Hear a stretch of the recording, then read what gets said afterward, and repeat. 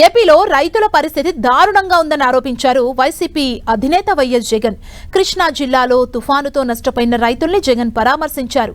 పెనమలూరు, పెడన, పామర్రు, మచిలీపట్నం నియోజకవర్గాల్లో పర్యటించిన జగన్ రైతులతో మాట్లాడి వారి బాధలు తెలుసుకున్నారు. తుఫానుతో నష్టపోయిన పంటల్ని జగన్ పరిశీలించారు.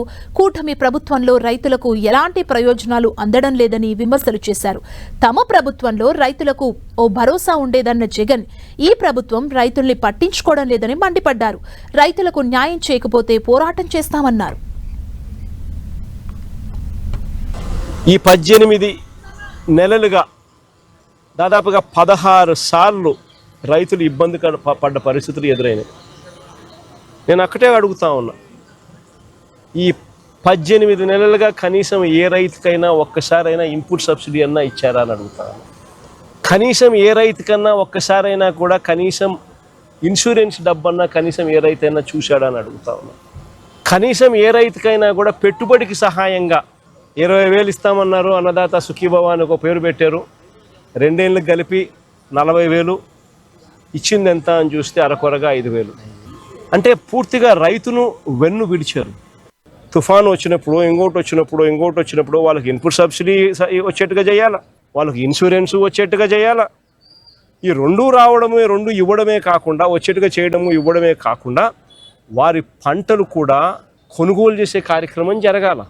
అలాంటిది అది ఇస్తే ఇదేమో, ఇది ఇస్తే అదేమో అని చెప్పి, అది మీరు కానీ అప్లికేషన్ పెడితే పంటలు మేము కొనుగోలు చేయము అని చెప్పి రైతులను బ్లాక్మెయిల్ చేస్తూ ఉన్నారు, రైతులను థ్రెటన్ చేస్తూ ఉన్నారు అని అంటే, రైతులను బెదిరిస్తూ ఉన్నారు అని అంటే నిజంగా ఎంత నిర్దాక్షిణ్యమైన ప్రభుత్వము, ఎంత నిర్దయ ప్రభుత్వం ఇది అని చెప్పడానికి ఇంతకన్నా వేరే నిదర్శనం కావాలని అడుగుతా ఉన్నా.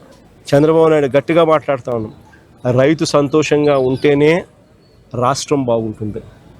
రైతు గన కన్నీరు పెట్టినాడు అని అంటే ఏ ప్రభుత్వంకైనా కూడా అది అరిష్టమే అని చెప్పి చంద్రబాబు నాయుడు గుర్తుపెట్టుకోమని గట్టిగా చంద్రబాబు నాయుడుకు వార్నింగ్ ఇస్తూ ఉన్నాం. ఈ సమయంలో చంద్రబాబు నాయుడు దృష్టిలో రైతు అనేవాడు వ్యవసాయమే దండుగా, వ్యవసాయం చేయడమే దండుగా, రైతు వేస్ట్ అనేది చంద్రబాబు నాయుడు మైండ్ సెట్.